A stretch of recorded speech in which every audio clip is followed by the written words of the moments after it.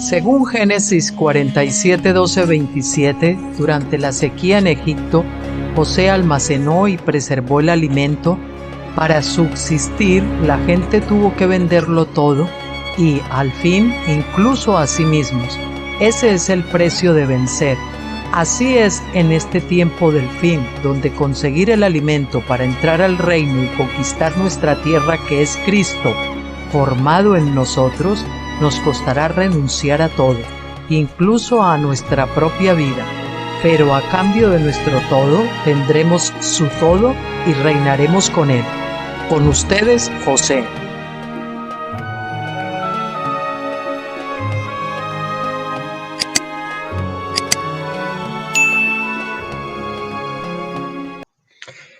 Muy buenas tardes, queridos amigos. No nos hemos ido de vacaciones ni nada de eso. Ya les voy a contar, pero primero déjenme que les diga que hoy es martes, día 14 de enero del 2025 y en España son las 18:37. Bueno, de nuevo, muchos saludos a todos. Es un gusto poder estar de nuevo con ustedes. Han ocurrido una serie de circunstancias que nos han imposibilitado de hacer esto. Te recordarán que se estropeó el ordenador, luego ha habido un lío tremendo para recuperar los archivos, después con el tema de la sincronización con Mega, que no ha funcionado. Llevo 10 años con Mega y soy tan torpe que no he podido todavía ni entender bien cómo funciona eso. El caso es que también de ordenadores en ordenadores, de pasar archivos de un ordenador a otro, pues se iban acumulando y el que me pasaba los archivos de un ordenador a otro, pues luego hacía copias sobre copias y hacía documentos, pero dentro de documentos estaba otra la carpeta de documentos y después otra carpeta de documentos. Había ahí pues los archivos duplicados o triplicados o incluso más en cascada y había que hacer cargo y eso pues estaba trasladando a Mega. Entonces ahora cuando se ha arreglado otra vez el ordenador, pues ha habido que ponerlo. En fin, que todo el viernes, el sábado, el domingo, ayer lunes, hoy martes, pues todavía estamos con ese asunto. Llevamos casi 80 mensajes intercambiados entre Mega y yo, el soporte de Mega y yo, y que no conseguimos poner eso en marcha. No sé, yo creo que voy a ser el primero que haga reventar el programa de sincronización de Mega como siga así. Madre mía. Bueno, el caso es que ayer pues me puse a grabar un vídeo, el vídeo de los lunes, y lo grabé, pero me desapareció el archivo. Y al final, cuando lo iba a subir a YouTube, no apareció por ningún lado. Así que hoy lo tengo que repetir y por eso hemos fallado la cita el viernes y hemos fallado la cita de ayer lunes. Así que discúlpenme, les ruego por favor oración, porque ya uno se pregunta, señor, ¿es que esto que estoy haciendo es tuyo o no es tuyo? Es un ataque del diablo que está tratando de que el mensaje no salga, es que no sé lo que está pasando. Es que me estás probando a mí, mi paciencia y todas estas cosas, lo que me estás enseñando a que realmente manejes de programa para que en el futuro no pasen estas cosas, no lo sé, la verdad es que no lo sé. Así que por favor les pido que oren por mí, por este asunto, a ver si el Señor nos saca de esto de una vez y dejamos de perder tantas horas que podrían estar invirtiéndose en otras cosas, no solo en grabar los vídeos en YouTube, en otras cosas, ¿verdad? En vivir simplemente, o en leer, o en hacer otro tipo de cosas. Bueno, pues nada, como siempre, anunciarles el vídeo que Dios mediante veremos mañana, porque es miércoles y toca los miércoles. Bueno, mañana no sé si va a poder ser. También estaré al jueves o al viernes porque hay una reunión aquí de la comunidad a las 5 de la tarde y no sé si me dará tiempo a hacerlo. Bueno, entonces el próximo vídeo, que será, como les digo, jueves o viernes, pues hablaremos del términos básicos de la escritura, este libro de Stephen Jones, que estamos poniendo también en vídeo, y la parte 10, que se titula ¿Qué es el juicio del gran trono blanco? Vamos a ver ese gran trono, el juicio del gran trono blanco, del cual habíamos visto muy pocas cosas, y el doctor Stephen Jones, por la verdad que siempre nos muestra cosas diferentes y desde otros ángulos con una luz más profunda, ¿verdad? Que es la luz de la Shekinah. Bien, pues eso es lo que veríamos el próximo vídeo. Y hoy pues nos toca el que grabamos ayer y se perdió, así que hoy me toca repetirlo. Es el libro Deuteronomio, la segunda ley del discurso 2, o el tomo 2, que trata de los discursos que Moisés dio tras el pacto del Sinaí, en el monte. Bien, vamos, capítulo 3, el segundo gran mandamiento. Ya saben que ese es el mandamiento de amarás al prójimo como a ti mismo. Son dos, amar al Señor todas las cosas, que es relativo a los 5 primeros mandamientos, y amarás al prójimo como a ti mismo, relativo a los 5 últimos. Bien, en el capítulo anterior nos centramos en el primer gran mandamiento de amar a Dios, que se explica en términos de los primeros 5 mandamientos de la ley. La segunda tabla de la ley, había 2 tablas, la primera tenía 5 y la otra tabla tenía otros 5 que iban juntas, ¿verdad? Y la segunda tabla de la ley, que contiene los últimos 5 mandamientos, nos enseña cómo amar a nuestro prójimo como a nosotros mismos. Entonces, el sexto mandamiento, comenzamos. Deuteronomio 5:17 dice, no matarás. Ese es el sexto mandamiento. Es evidente que si hemos de amar a nuestro prójimo, no debemos asesinarlos. O sea, si amamos al prójimo, pues no haremos todas estas cosas que nos prohíben hacer los 5 mandamientos, porque los amamos, ¿no? Es evidente que si hemos de amar a nuestro prójimo, no debemos asesinarlo. Pero el simple mandamiento no distingue entre asesinato premeditado y homicidio accidental. Tampoco nos dice si matar, vamos a poner asesinato premeditado con negrita y homicidio accidental resaltados. Tampoco nos dice si matar en tiempo de guerra es un asesinato a los ojos de Dios, ni si el aborto es un asesinato. El mandamiento tampoco nos dice qué tipo de juicio debía ser impuesto a los culpables de asesinato o muerte en general. Para conocer los detalles debemos estudiar el resto de las leyes, estatutos y juicios. El asesinato premeditado pide la pena de muerte o exige la pena de muerte. Éxodo 21:14. Aquel que sin querer, estamos en el caso de homicidio accidental, mató a otro sin malicia, estaba obligado a refugiarse en una de las 6 ciudades de refugio, donde debía permanecer hasta la muerte del sumo sacerdote. Por ejemplo, 2 estaban en el campo pues cortando leña y a uno se le suelta el hacha y le da al otro y lo mata. Por ejemplo, él no tenía intención, se le zafó el hierro del hacha y entonces pues el pariente podía decir, no, pues ahora te voy a matar yo a ti, ¿no? No, en ese caso no podía hacerlo, este hombre podía refugiarse en una de las ciudades de refugio hasta la muerte del sacerdote. Y entonces ahí no lo podían tocar. Pero si salía de la ciudad de refugio y el pariente del otro que había matado pues seguía enojado, pues lo pillaba y lo podía matar con total impunidad. ¿De acuerdo? Bien, eso nos lo dice en Éxodo 21:13 y Deuteronomio 19:11. Este era un encierro voluntario que no impedía que el asesino sea sí mismo con cualquier trabajo que pudiera encontrar. Si salía de la ciudad de refugio, podría ser ejecutado por el representante de la víctima en la corte, el redentor de la sangre, con plena inmunidad. Números 35 del 26 al 28. En los casos de asesinato premeditado, este es otro caso ya no accidental, el premeditado, cuando era probado por 2 o 3 testigos, el tribunal debía imponer la pena de muerte. Leemos Deuteronomio 19 del 11 al 13. Pero si hay un hombre que odia a su prójimo y se encuentra a la espera de él y se levanta contra él y lo golpea, y éste muere, y él huye a una de estas ciudades de refugio, entonces los ancianos de su ciudad enviarán y lo tomarán allí y lo entregarán en manos del vengador, que es Gaal, la palabra Gaal, que es más bien no vengador, sino redentor de la sangre, para que muera. No deberán tenerle lástima, sino que purgarás la sangre de los inocentes de Israel para que te vaya bien a ti. La ley, la ley requiere condenar a muerte a los asesinos. Sin embargo, tenga en cuenta que las víctimas siempre conservan su derecho de perdón, su derecho a perdonar. Tanto Jesús como Esteban perdonaron a sus asesinos, Lucas 23:34 y Hechos 7:60, porque este era su derecho.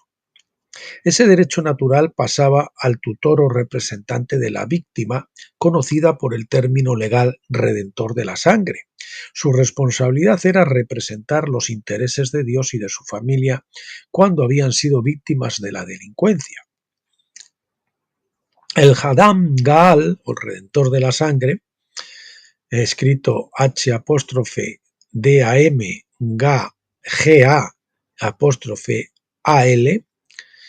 redentor de la sangre, algo así, Hadam Gaal, redentor de la sangre, es el pariente redentor. El término sangre en este caso significa un pariente consanguíneo o un pariente cercano. Uno de los principios más básicos de la ley bíblica es que el juicio siempre debe estar en proporción directa con el delito. El crimen entonces debe corresponder proporcionalmente a su resolución o restitución. El robo simple requiere doble restitución, Éxodo 22:4, a la doble restitución a la víctima en orden a lograr la justicia. En el caso de asesinato no es posible restaurar la pérdida a la familia de la víctima, lógicamente, a menos que uno tenga el poder de resucitar de entre los muertos a la víctima del asesinato. E incluso si pudiera ser levantado, la víctima y su familia tienen el derecho a exigir una doble restitución. O sea, deberían dar un duplicado, ¿no? El asesinado y un duplicado, ¿no? Un clon. Debe quedar claro, sin embargo, que las víctimas tienen siempre el derecho de perdonar. La ley solo tiene la facultad de hacer derechos de las víctimas en su búsqueda de justicia. La gracia y la misericordia son siempre el derecho de la víctima, aunque no de un juez en el desempeño de su cargo. Para el caso de accidental, Dios proveyó una ciudad de refugio donde la persona culpable podía vivir hasta la muerte del sumo sacerdote. La provisión de las ciudades de refugio es una forma menor de pena de muerte. La pena se reduce a causa de la naturaleza involuntaria del homicidio. El redentor de la sangre de nuevo tiene la opción de perdonar a los homicidas, que en la mayoría de los casos sería la mejor opción, al ver que la muerte fue accidental. Pero si el redentor permanece enojado, como decíamos antes, el homicida puede ser protegido por la ley solo dentro de los límites de la ciudad de refugio. Si salía de allí y lo pescaban, lo mataban, pues no, no tenían consecuencias. Deuteronomio 20 establece las leyes de la guerra. Siempre y cuando una guerra se haga de acuerdo, vamos a ver de las muertes, la gente que matan en las guerras, ¿no? Siempre y cuando una guerra se haga de acuerdo a la dirección del espíritu, no es pecado. La guerra es justificada cuando se hace como parte de una ejecución internacional de la ley de Dios para restaurar el orden legal. Me imagino que en caso de las guerras civiles también, ¿eh? Si una nación se niega a pagar una indemnización por algún acto de robo o agresión, se justifica. Pero si una nación codicia los recursos de otra nación y busca un pretexto para la guerra, entonces es una guerra injusta que no está garantizada por la ley de Dios. Finalmente, Jesús nos dice en Mateo 5, 21 y 22, habéis oído que a los antiguos se les dijo, no matarás, y todo aquel que comete una responsable ante el tribunal. Perdón. Pero yo os digo que cualquiera que se enoje contra su hermano será culpable ante la corte, y cualquiera que le diga a su hermano racá o raca será culpable ante la Corte Suprema, y cualquiera que le diga necio será lo suficientemente culpable como para ir al infierno de fuego, Gehenna, de fuego en realidad, no es la palabra infierno, es la palabra Gehenna de fuego que se traduce aquí como infierno. La ley regula las acciones, pero la mente de Dios contempla el corazón y el motivo, los motivos, ¿verdad? El pecado no es solo un acto contra el prójimo, sino que incluye la raíz de ese acto, que es un asunto del corazón. La debilidad de la ley es que los tribunales terrenales no son capaces de hacer pagar por los crímenes de pensamiento o de intenciones, ¿verdad? A causa de las limitaciones humanas. Pero ahora hay algunos que sí, ¿verdad? Porque están con eso que se ha hecho del delito de odio, que es la excusa para poderse deshacer de aquellos que opinan diferente de lo que opinamos nosotros y no les gusta, como sabemos que está tan de moda hoy en día, pues hay quien puede jugar que es un accidente de odio. ¿Quién pueda juzgar eso? O sea, yo no puedo odiar en mi interior y todas estas cosas. En fin, eso es ¿eh? un fraude de ley, en una palabra, para, pues eso, para pervertir el orden legal y demás. La debilidad de la ley es que los tribunales terrenales no son capaces de hacer pagar por los crímenes de pensamiento a causa de las limitaciones humanas. Sin embargo, la Corte Suprema de Dios no tiene esas limitaciones porque el Espíritu de Dios busca en lo más profundo del corazón de cada hombre. Por ejemplo, yo puedo odiar a un tipo o puedo hablar mal de un tipo, lo que sea, pero no lo mato, ¿no? Entonces me van a acusar a mí de delito de odio, ¿eh? O sea, me tiene que gustar la otra persona por obligación, ¿eh? ¿Cómo es eso, no? En fin, el séptimo mandamiento, siguiente epígrafe. Deuteronomio 5:18 dice, no cometerás adulterio. El adulterio no se justifica por amor, porque la definición de los hombres del amor a menudo difiere de la visión de Dios. Dios creó el amor y el primer mandamiento le da derecho a definirlo así. Volviendo un poco a lo anterior, perdonen, es que ¿quién define lo que es legalmente lo que puede penarse cuando estamos hablando de delitos de odio, de pensamiento, de cosas de ese tipo o de ideologías? Es lo que dices tú, lo que está bien y no lo que digo yo. Esa es la dificultad que tenemos ahí encima de la mesa. Bien, la ley de Dios establece las relaciones matrimoniales y cualquier sindicato o asociación, pues matrimonio es una asociación entre dos, ¿no? Pero cualquier sindicato o tipo de asociación entre las personas que está fuera de la ley no es reconocido por la ley como un matrimonio. Por lo tanto, solamente un matrimonio legal puede terminar en divorcio, porque todas las demás relaciones son fornicación y han de ser terminadas por la simple separación, no por el divorcio.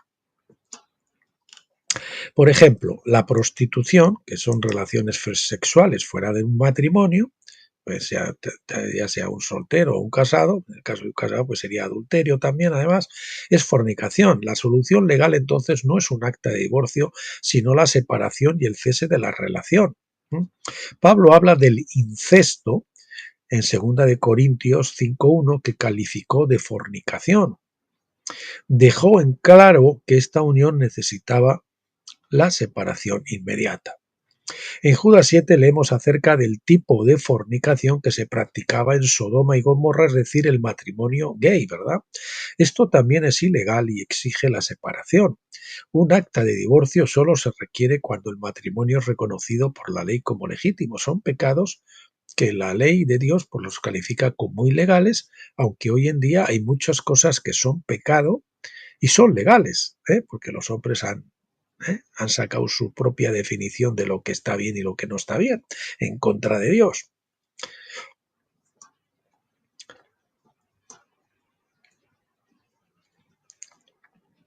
Por último, esto creo que me lo he saltado.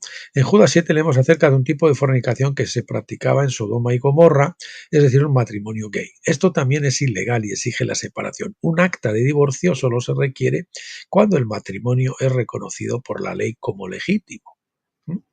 Por último, Éxodo 22:19 dice, todo el que cohabite con un animal, estamos hablando de bestialidad, relaciones sexuales con animales, será condenado de un hombre o una mujer con un animal, se entiende. Obviamente, ningún acta de divorcio es necesaria en este caso porque tal unión no se reconoce como un matrimonio bajo la ley bíblica.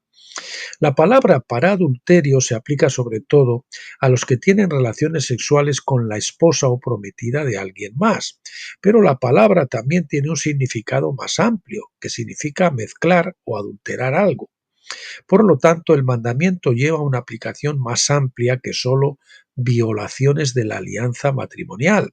Incluye la fornicación, que es cualquier sindicato o asociación que sea ilegal, o cualquier matrimonio que no esté reconocido como válido en virtud de la ley bíblica. Hay algunos que creen erróneamente que los que se vuelven a casar después de haber sido divorciados son culpables de adulterio. Este punto de vista se basa principalmente en una mala interpretación de las palabras de Jesús en Mateo 5:32. La ley no solo permite el divorcio, escuchen esto, sino que también permite que una esposa divorciada se vuelva a casarse. Deuteronomio 24:2. De hecho, nosotros nos hemos casado con un divorciado. Se divorció de Israel y de Judá, pero luego se volvió a casar con Israel. Los israelitas somos los cristianos que nos hemos convertido, ¿no? ¿Eh? De las tribus de Israel que vinieron para acá, sobre todo en Europa, Estados Unidos y demás, ¿no? Bueno, dice que la única condición era que ella debía estar legalmente divorciada, es decir, tener en la mano un acta de divorcio. Sin ese recurso ella todavía estaría legalmente casada con su marido y no podría casarse con otro hombre sin cometer adulterio. En aquellos tiempos una mujer, si no tenía un hombre, pues era mal vivir, ¿eh? o tener que verse forzada a prostituirse. Entonces, si se juntaba con un hombre no se podía casar, entonces estaba adulterio, y si luego el marido la reclamaba, la podían tachar de adúltera, la podrían sentenciar a muerte. En fin, era un problemón no divorciarse, y ellos pues tenían la costumbre de echarlas sin darle el acta de divorcio. Y esa es la confusión que tiene la Iglesia con relación a ese tema. El problema en los días de Moisés era que la ley común de las naciones permitía al hombre repudiar a su mujer con solo una declaración verbal. La ley común de las naciones, de otras naciones, no de Israel. Y así muchas mujeres divorciadas no tenían ninguna prueba del divorcio. Si alguna de estas se volvía a casar, siempre podría preocuparse por un exmarido celoso que la acusara de adulterio. Así que Dios ordenó por medio de Moisés que el acta de divorcio debía serle entregada en su mano antes de despedirla, echarla de la casa. Divorciarse no es lo mismo que despedirla o echarla o repudiarla. Son dos cosas diferentes. La uno es legal y lo otro es ilegal. Atención a esto, que va doblemente enfatizado. El documento o acta es el divorcio legal y es la palabra apostasion. Echarla fuera de la casa es el acto de ponerla a distancia, despedirla, repudiarla, y esa es la palabra apolúo. Se trata de dos cosas distintas que se suponía debían ir de la mano, con el fin de evitar la posible injusticia. Pero, por desgracia, esto no se cumplía siempre. Por lo tanto, la ley de Moisés ni prohibía ni condonaba el divorcio, sino que fue solamente diseñada para evitar la injusticia en caso de divorcio. En Mateo 5 Jesús comentó sobre la ley en su sermón de la montaña. Jesús nunca tuvo la intención de contradecir la ley, como él mismo declaró en Mateo 5 del 17 al 19. Sobre esa base podemos entender los versículos 31 y 32, donde él hace un comentario sobre la verdadera intención de la ley en relación con el divorcio y el nuevo matrimonio. Citaré esto correctamente para mostrar la distinción entre el divorcio, apostasion, y despedir o repudiar, que es esto distinguiendo esas palabras. Entonces así se entiende la mala interpretación que ha hecho la Iglesia de esto. Algunos, pues, tratando de arrimar el ascua a su sardina, a su sesgo ideológico, pues lo han traducido mal. Y otros, pues, sin darse cuenta, porque pensaban que eso era así, y han entendido, pues, como eso no me suena bien, voy a cambiar la escritura para que esto suene bien, ¿no? Conforme a lo que yo creo que tiene que ser. En lugar de hacer al revés, de conformar mis ideas a la escritura, trato de conformar la escritura a mis ideas. Ese ha sido el problema. Y se dijo: quien repudie, es decir, despida, esa es la palabra apolúo, a su mujer, dele un certificado de divorcio, apostasion. Pero yo os digo que cualquiera que repudia, otra vez apolúo, a su mujer, salvo por causa de fornicación, hace que ella adultere. Y el que se casa con la esposa repudiada comete adulterio, claro, porque no le han dado un acta de divorcio. Ese es el asunto. En otras palabras, cuando un hombre se divorcia de su esposa, él debe primero darle un certificado de divorcio antes de despedirla, repudiarla o echarla de casa, ¿no? El Señor, pues se divorció de Israel y echó de casa, ¿verdad? De la tierra de Israel, esa era la casa común, pero Dios al divorciarse, pues los echó de la casa en el cautiverio, ¿verdad? Si él no lo hace, perdón, de darle eso de divorcio, el papel de divorcio, si él no lo hace, provoca que ella adultere si se casa con otra persona, porque ella no estará legalmente divorciada de su marido anterior. Además, cualquier persona que se casa con una mujer que ha sido despedida o repudiada, es decir, sin papeles de divorcio, también comete adulterio al casarse con ella. En la ley no se permite a ninguna mujer tener dos maridos. La excepción es por causa de fornicación, porque en caso de fornicación o sindicatos o asociaciones ilegales, el divorcio es innecesario, porque no estaban casados, entonces no hay que divorciarse, ¿verdad? La solución a la fornicación es apolúo, es decir, o separación, alejamiento, el acto de despedirla o echarla. El divorcio pone fin a un matrimonio legal. La separación termina una unión ilegal. Cuando reconocemos la distinción entre el divorcio, apostasion, y despedir o repudiar apolúo, esta ley se hace comprensible y podemos ver. Yo tuve un problema, que haga un inciso, porque yo soy divorciado, o a mí me divorciaron, ¿no? Yo por seguir al Señor tuve que salir de la casa y entonces, después de esperar unos años convenientes que estimó el Señor para dar tiempo a ver si el excónyuge pues se arrepentía, cambiaba de opinión, etcétera, etcétera, pues consideró que era tiempo suficiente y que entonces ese matrimonio tenía que ser disuelto. Y de hecho a mí el Señor proféticamente me habló y me dio muestras más que claras, señales clarísimas de que eso estaba correcto. Y todo en mi corazón yo nunca sentí ningún problema. Aparte que hay un texto en la Biblia que dice, si el cónyuge incrédulo quiere separarse, sepárese, porque en tal caso no están obligados, ¿verdad? Entonces, pues eso es lo que ocurrió. Yo no, yo no quise nunca divorciarme, pero se divorciaron de mí, entonces pues yo lo acepté una cosa. Y luego cuando yo precisamente habían pasado ya por lo menos 10 años y yo no estaba muy bien, ni siquiera estaba ni esa cosa, pues el Señor me concedió una esposa de forma también profética, y luego pues resultó que en 3 meses nos casamos, es mi actual esposa Piedad.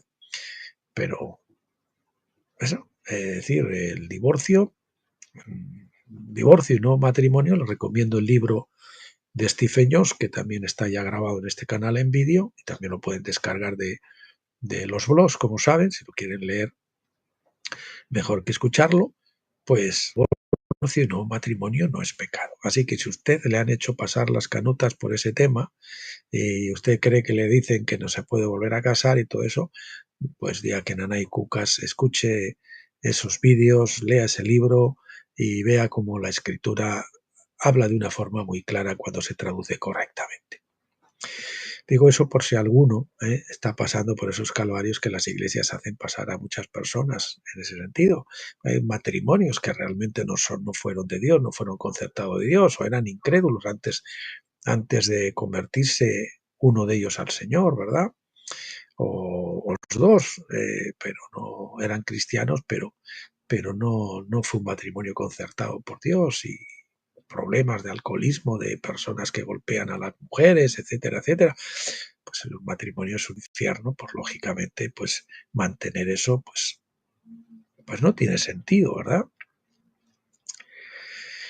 El 8º mandamiento, siguiente. Deuteronomio 5:19 dice, no robarás, si amamos a nuestro prójimo como a nosotros mismos, no le robaremos. Lógico, ¿verdad? A uno que amas no le vas a robar. La mayoría de la gente entiende lo que es robo, pero algunos casos no son tan claros sin una comprensión de la ley. Éxodo 22 nos da las leyes básicas contra el robo y las penas o sentencias de la ley. Éxodo 22. En el versículo 1 leemos que si un hombre roba un buey, que se suponía que era la herramienta de trabajo o de comercio de un hombre en aquellos tiempos, debe pagar por 5. Si le roba una oveja, debe pagar solo por 4. Si el objeto robado se recupera intacto o vivo, la pena es pagará el doble. Éxodo 22:3. En otras palabras, la propiedad robada se devuelve al propietario junto con otro pago de igual valor. Esta es la regla de oro a la inversa, porque el ladrón acaba perdiendo todos los bienes que su víctima pudiera haber perdido. La ley nos dice que el hombre es responsable si destruye la propiedad de otro hombre. Si el fuego destruye un campo, el que encendió el fuego es responsable como propietario del fuego. Deberá restaurar lo que fue dañado o destruido, pero no tiene que pagar una indemnización adicional debido a que fue un accidente. Otro ejemplo es si un hombre confía a su vecino una propiedad que luego es robada. Por ejemplo, se marcha de viaje y digo, oye, cuídame estas 2 ovejas mientras vengo, por ejemplo. ¿Quién es responsable? Si se encuentra el vecino, que el vecino es culpable del robo, entonces debe pagar por una indemnización. Pero si no hay ninguna prueba y la víctima sospecha que su vecino de confianza le ha robado, ha de resolver la cuestión mediante la presentación de su vecino a la Corte Suprema de Dios. ¿Cómo se hacía esto? Pues iban los dos al sacerdote, debe ministrar un juramento de inocencia, el sacerdote, Éxodo 22:11, de conformidad con el tercer mandamiento, y el asunto se deja a Dios para su adjudicación. Era la ley que hemos visto, la ley de conjuración. El sacerdote le conjuraba a decir la verdad. Si decía la verdad, pues no le iba a pasar nada, pero si decía la mentira, Dios se iba a encargar de juzgarlo a él.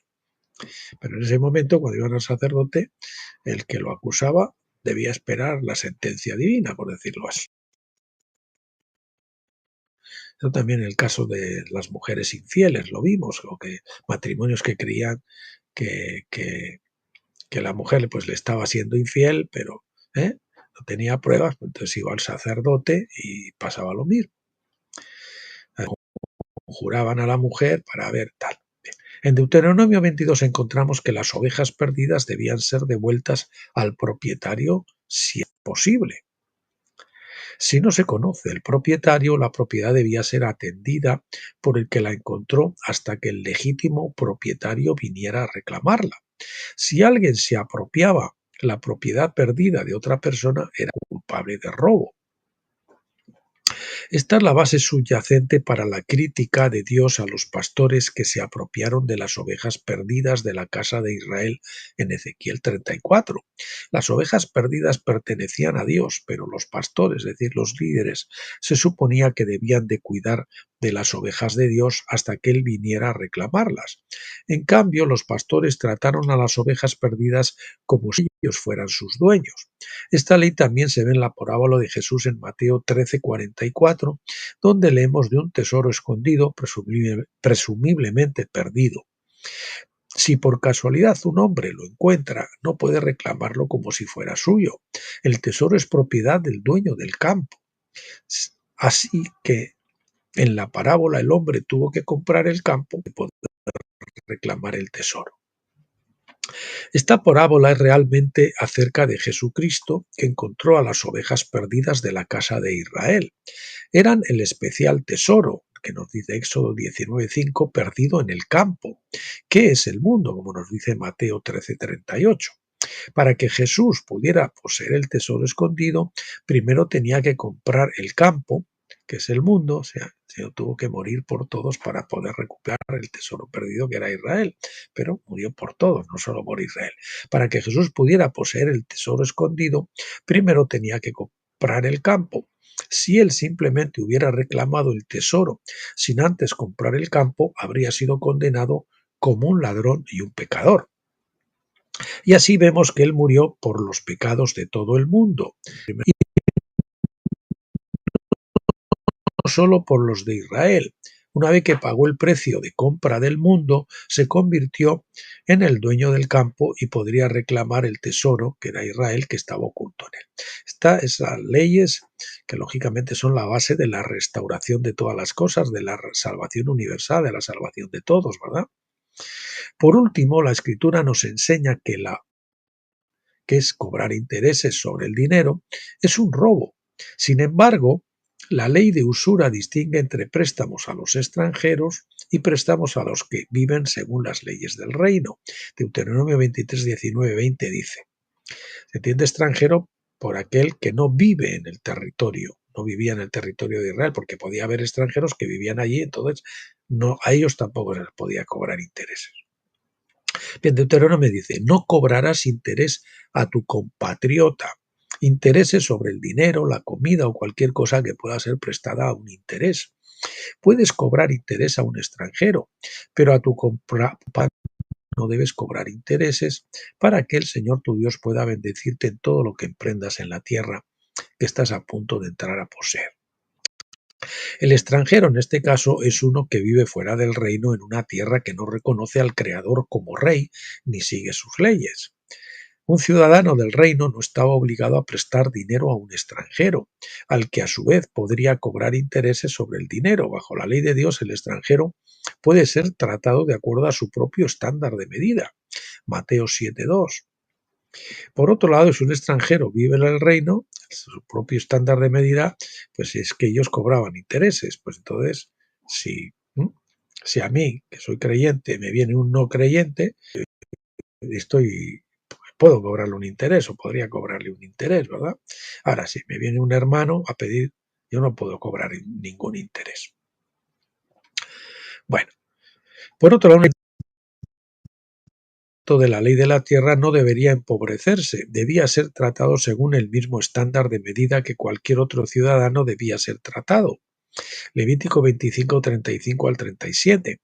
Israel no debía oprimir a los extranjeros en la tierra, porque estaban obligados a obedecer la ley de Dios ante los extranjeros. Números 15, versículos 15 y 16 dice: en cuanto a la asamblea, habrá un solo estatuto para vosotros y para el extranjero que reside con vosotros, un estatuto perpetuo por vuestras generaciones, como tú así será el extranjero ante el Señor. Tiene que haber una ley y una ordenanza para ti y para el extranjero que reside contigo. Sí, pero claro, el extranjero debía conformarse a las leyes que había en Israel. No es como ahora, que vienen los extranjeros de fuera en esta invasión que ya sabe que está programada e impulsada por el plan Kalergi y demás. Pues ahora vienen y no, lo que quieren ellos es cambiar nuestras leyes, nuestras costumbres y que nos sometamos nosotros a ellos. Ya me entienden a los que me estoy refiriendo. Por esta razón, la ley prohíbe a cualquier israelita o extranjero cargar usura a un vecino. El amor no roba a los demás. Es decir, tú vienes aquí, eres extranjero, bienvenido, pero aquí tenemos nuestras leyes, tenemos nuestro Cristo. Entonces, si aceptas a Cristo y te quieres conformar y quieres vivir como vivimos los creyentes, pues bienvenido al reino, ¿no? El noveno mandamiento. Deuteronomio 5:20 dice: no darás falso testimonio contra tu prójimo. La diferencia entre el tercero y el noveno mandamiento es que el tercero se aplica a los tribunales de justicia y al amor de Dios, mientras que el noveno se aplica de manera más personal a nuestras relaciones con nuestros vecinos. Si un hombre o una mujer jura falsamente un juramento de inocencia delante de Dios, es una blasfemia y Dios la juzgará en consecuencia. Pero si un hombre da falso testimonio en un tribunal de la ley terrenal, los jueces debían emitir un juicio sobre él de acuerdo a la intención de su falso testimonio. Deuteronomio 19, del 16 al 18 dice: si un testigo malicioso se levanta contra un hombre para acusarlo de algún delito, entonces ambos hombres que tienen la controversia comparecerán ante el Señor delante de los sacerdotes y de los jueces que estarán en funciones en aquellos días. Y los jueces deberán investigar a fondo. Y si el testigo es un testigo falso y ha acusado a su hermano falsamente, entonces le haréis a él como él tenía la intención de hacer a su hermano.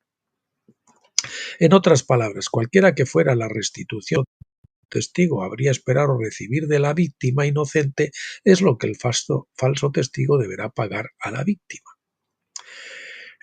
La acusaba falsamente de que le había robado 2 ovejas, se demostraba que no era así, pues entonces él lo que tenía que hacer es darle 2 ovejas al que había acusado.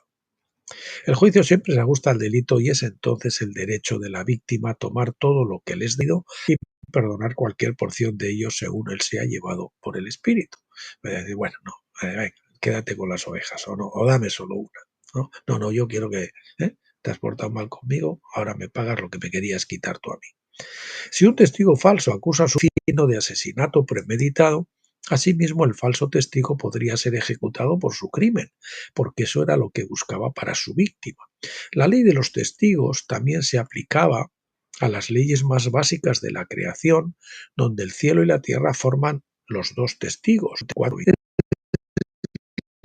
La base del matrimonio en el que se espera que cada uno de los esposos escuche la voz de Dios y ofrezcan un doble testimonio el uno al otro para conocer la voluntad de Dios para la familia. Se entiende que eso ha de ser un matrimonio de tabernáculos, un matrimonio maduro, donde ambos esposos han madurado, han pasado de Pentecostés a tabernáculos, han muerto la carne y han aprendido a escuchar la voz de Dios. Y siempre toman las decisiones en común. Entonces, pues, por ejemplo, el Señor me habla a mí, me dice una cosa, tenemos que irnos a vivir a tal sitio. Bien, vale. Entonces ahora yo no puedo imponerle a mi esposa eso, sino que yo tengo que esperar a que el Señor le hable a ella y le diga, pues sí, tenemos que ir a vivir a tal sitio, yo no la puedo forzar en ese caso, ¿verdad? Bueno, entonces eso se pone un matrimonio tipo Sara, pero mientras hay un matrimonio tipo Agar, pues lógicamente ahí es el marido el que tiene que llevar la batuta y la mujer debe de someterse y obedecer. Pero cuando ya hay un acuerdo en el matrimonio y hay madurez, la autoridad es innecesaria, porque ambos escuchan la voz de Dios y ambos son testigo uno del otro. Su éxito, por supuesto, se basa en su capacidad de ser testigos fieles y verdaderos fieles y verdaderos de lo que hayan oído que Dios les ha dicho. Por ejemplo, hay otro libro del doctor Stephen Jones, que creo que también está grabado ya en este canal, que es el matrimonio tipo Sara y el matrimonio tipo Agar, donde uno, pues, se habla de esas 2 fases en nuestro matrimonio. Los 2 son bíblicos, porque Abraham tuvo 2 esposas, una esclava y otra libre. Sara, el matrimonio tipo Sara, pues el matrimonio de los maduros, el matrimonio tipo Agar es el matrimonio de la vida en fase de Pentecostés o de Pascua. Si hay alguna idolatría en el corazón, en cualquiera de las partes, yo que lo que quiero es, tengo un ídolo, tengo un deseo, me encanta, me quiero marchar de aquí porque me encanta ir a vivir a otro sitio, pues lógicamente no voy a escuchar correctamente la voz de Dios. Entonces surgirá el conflicto y el matrimonio se convertirá en menos de los que Dios quería que fuera. De hecho, la idolatría del corazón siempre distorsiona o dificulta nuestra comunicación con Dios en cada área de la vida. El problema clave en cualquier momento es que busquemos ser verdaderos hijos de Dios. Y perdone que le recomiende otro libro más del doctor Stephen Jones, importantísimo. Algunos dicen que es el mejor libro que él ha escrito. Es un libro breve, de 5 capítulos, y los capítulos 2 y 3 hablan de escuchar sin ídolos en el corazón. Por favor, si quieren aprender, el libro se titula Cómo escuchar la voz de Dios, lo tienen grabado en vídeo y también lo pueden descargar de los blogs. Bien. Jesús mismo se dice que es un testigo fiel y verdadero, Apocalipsis 3:14, y escribe al ángel de la iglesia en la Odisea, el Amén, el testigo fiel y verdadero. El principio de la creación de Dios dice esto. Jesús fue un verdadero testigo, como él dice en Juan 8:28. Sí, 8:28, dije bien. Yo no hago nada por mi propia cuenta, sino que hablo estas cosas como el Padre me enseñó. Él se llama a sí mismo el Amén, Jesús, yo soy el Amén, ¿verdad? Porque todo lo que hizo, resaltamos, hizo, fue un amén a lo que estaba haciendo el Padre. Todo lo que Jesús habló, resaltamos, habló, fue un amén a lo que el Padre estaba hablando. El cristiano maduro es un cristiano amén que está de acuerdo con Dios, ¿verdad?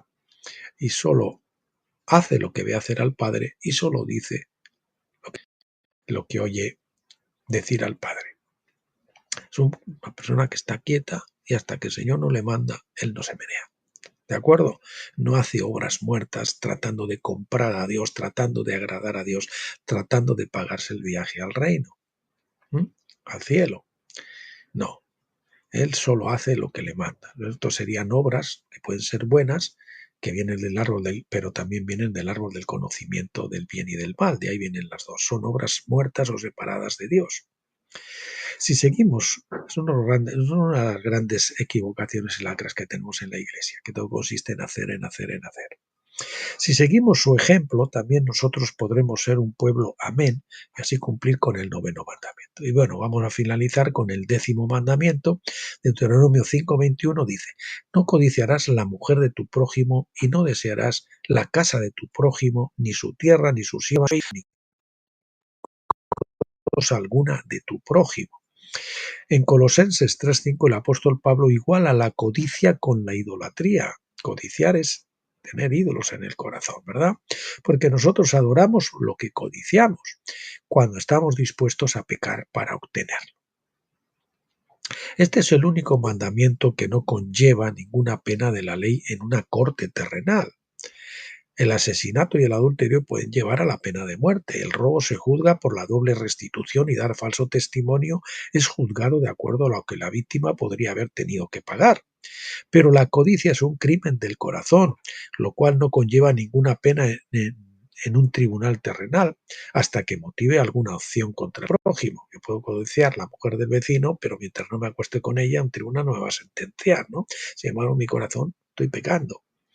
Dios, sin embargo, conoce todos los corazones y considera toda avaricia, codicia como pecado, porque tales motivos no alcanzan el carácter de Cristo y la gloria de Dios. Romanos 3:13, ¿verdad? Perdón, Romanos 3:23. Cuando Jesús dijo en Mateo 5:28 que todo el que mira a una mujer para codiciarla, subrayamos, para codiciar algo no puede mirar a una mujer y decir que es una bella mujer, es una hermosa mujer, pero no la está codiciando, ¿verdad? Sexualmente. Ha cometido adulterio con ella en su corazón. Él estaba basando su interpretación en el 10º mandamiento. El Sermón de la Montaña fue diseñado para mostrar cómo funciona el 10º mandamiento en conjunto con los demás mandamientos. Por ejemplo, odiar al hermano era codiciar su vida y era equivalente al asesinato, a la luz del 10º mandamiento. Claro, adulterio a la luz del 10º mandamiento. Codiciar la propiedad de otro hombre era el equivalente al robo, al latrocinio, a la luz del 10º mandamiento. Esto se aplica también a dar falso testimonio, porque ese pecado está diseñado para robar algo de un vecino, ya sea de su propiedad o de su vida o de su honra, ¿verdad? El 10º mandamiento entonces puede ser visto como un resumen de todos los demás. Sin embargo, es más que un resumen, ya que es la revelación de que Dios no simplemente mira las acciones, sino también los motivos y las intenciones. La debilidad de la ley es que no puede penalizar los pensamientos y las intenciones del corazón. Sin embargo, esas cosas todavía son expuestas por el 10º mandamiento como pecados. Bueno, pues hasta aquí, queridos amigos y hermanos. Próxima vez que abordemos Deuteronomio, segunda ley, discurso 2, pues veremos el capítulo 4 que se titula Israel se negó a escuchar, y depende de su extensión, pues veremos el capítulo 5 también. Y bueno, pues nada, el próximo vídeo, como dijimos, será términos básicos de la escritura, que es el gran trono, que es el gran trono blanco, ¿verdad? El juicio del gran trono blanco. Muy interesante. Bueno, pues solo me resta despedirme, bendecirles a todos primero en el nombre del Señor Jesucristo, que les ilumine con la preciosa luz de tabernáculos.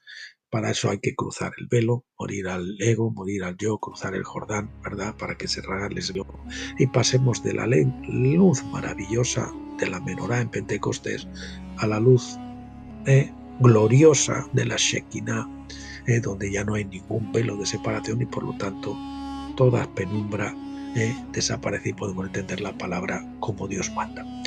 Bueno, pues hasta entonces, como siempre, pásenlo bien.